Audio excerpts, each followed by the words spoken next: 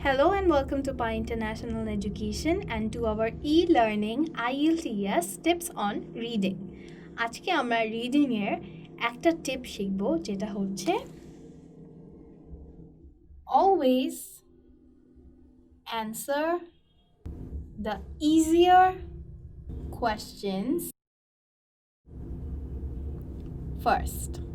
So আমরা জানি যে যখন আমরা রিডিংয়ের এক্সামটা দিই there are 40 questions এবং 40 questions কিন্তু সেম না in terms of difficulty and time. So কিছু কিছু questions আছে আমি কম সময়ের মধ্যে ইজিলি অ্যান্সার করতে পারি whereas there are other questions যেগুলো সলভ করাটা এবং অ্যান্সার্সগুলো খোঁজাটা ডিফিকাল্ট অ্যান্ড টাইম কনজিউমিং। আজকে আমরা যে টিপটা দিব সেটা হচ্ছে যে কিভাবে আমরা যদি আগে ইজিয়ার কোয়েশ্চেন্সগুলো অ্যান্সার করি এবং তারপরে ডিফিকাল্ট কোয়েশ্চেন্সে যাই তাহলে আমাদের মার্কস পাওয়ার চান্সেস এবং টাইমের মধ্যে শেষ করাটাও ইজিয়ার হয়ে যাবে। ফর এক্সাম্পল আমি যদি একটা কোয়েশ্চেন চুজ করি which is easy আমি কিন্তু 1 মার্ক পাবো। আমি যদি কোয়েশ্চেনটা ডিফিকাল্টে চুজ করি আমি 1 মার্কই পাচ্ছি।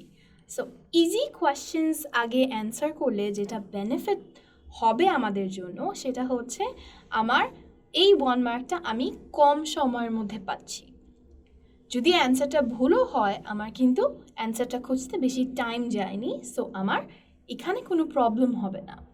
সিমিলারলি যদি আমি ইজি কোয়েশ্চেন্স আগে অ্যান্সার করি এবং তারপরে আমি হার্ড কোয়েশ্চেন্সে মুভ করি তাহলে কিন্তু ইজি কোয়েশ্চেন্সগুলো সলভ করতে করতে আমার প্যাসেজের উপর একটা আইডিয়া এসে যাবে এবং হার্ড কোয়েশ্চেন্সগুলোর অ্যান্সার্স কোথায় আছে এটা আমার লোকেট করাটাও ইজি হয়ে যাবে। ইন শর্ট আপনাদেরকে আজকে এটাই শেখানো হচ্ছে যে রিডিংয়ে 40টা কোয়েশ্চেন্সেই ইজি এবং ডিফিকাল্ট কোয়েশ্চেন্স আছে এবং আমরা যদি আগে ডিফিকাল্ট কোয়েশ্চেন্সগুলো অ্যান্সার না করে আগে ইজি কোয়েশ্চেন্সগুলো অ্যান্সার করি তাহলে আমরা টাইম সেভ করতে পারবো এবং তারপরে যখন আমাদের সবগুলো অ্যান্সার করা শেষ হয়ে যাবে when we have time তখন আমরা হার্ড কোয়েশ্চেন্সগুলোয় মুভ করব।